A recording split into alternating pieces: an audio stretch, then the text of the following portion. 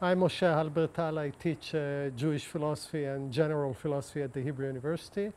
I'm also a professor of law at NYU Law School. My field is Jewish studies in different areas of Jewish studies, and also general philosophy, ethics, and political theory. I think I want to say three things about the importance of narrative in terms of both religious life and religion, but not only religious life, but ethical and political life. The first feature that narrative captures, which I think propositional statements that are abstract do not capture, is ambiguity. You know, every ambiguity in proposition is actually a contradiction. And human life is both ambiguous and ambivalent, and also tragic, in the sense that we are drawn, pulled by what seems to us sometimes two good poles that we are in a struggle with. So and if you want to understand the human drama, here we use drama, and it's not an accident. Narrative captures a salient aspect of it, which is ambiguity and ambivalence, and also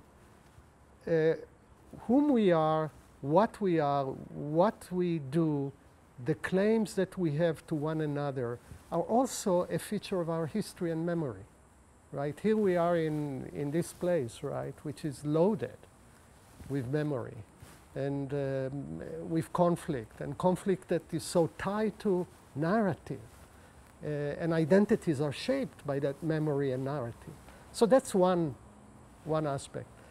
The second aspect of narratives is really growth, fall, change. It's the timeline, right? Abstract concepts are timeless. They're eternal, out there.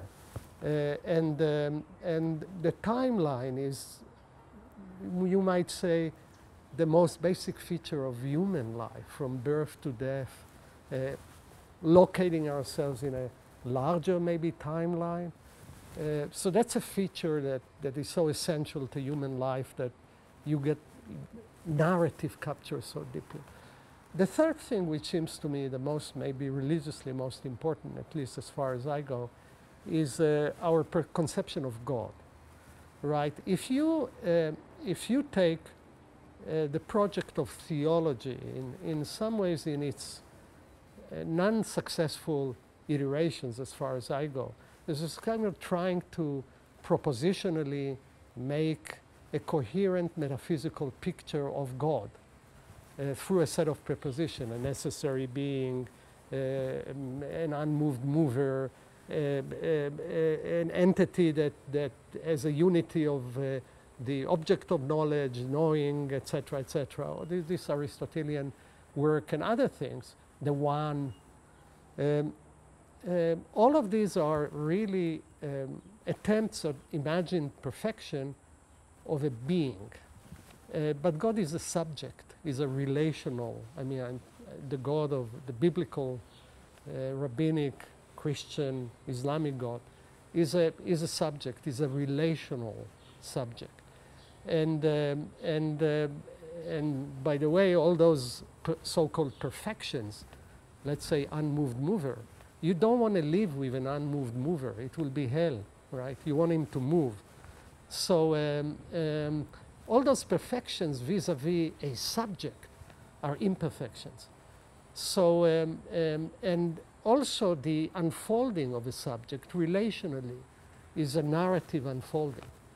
And this is why I think that it's not trivial that the main medium of understanding God as a subject is via narrative structures. Clearly, that doesn't mean that analytic care of conceptual scrutiny and other things is not important. But it cannot, and it is important. It's also always important as a kind of a tool that is a very important thinking tool. But it cannot be the medium that either fully exhausts what it is to be human or what is human life as a whole, and also clearly doesn't exhaust or capture, even begin to capture, the relational, covenantal dimension of the religious life as a whole. So that's where I see the centrality of narrative.